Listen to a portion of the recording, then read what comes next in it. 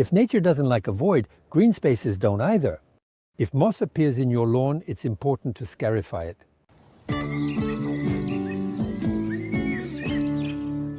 Scarification involves removing moss from the lawn.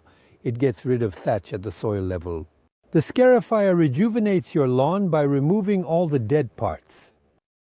Scarification takes place at the end of winter during dry weather before the lawn starts to grow again.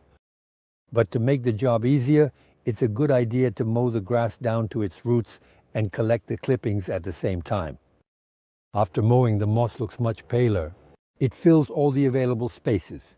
Moss is significantly more abundant when the lawn is located in the shade of trees.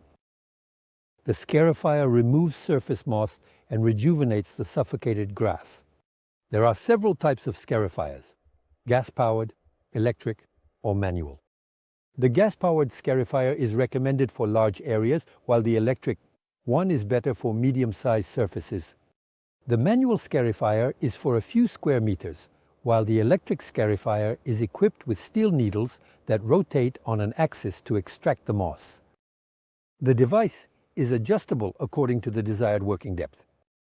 The most important thing is to place the bag to collect the moss as you go along. It's essential because the debris is ejected. Front of the machine in operation. For small areas, a manual scarifier is enough. It looks like a rake with flat teeth on each side, spaced more or less closely. Start with the tight side of the teeth to get the moss out. Practice a back and forth motion as if you're painting the lawn while staying on the surface, and on the other side to scarify the surface of the soil.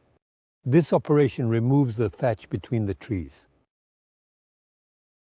Know that moss can be recycled in the compost pile as long as it hasn't been treated.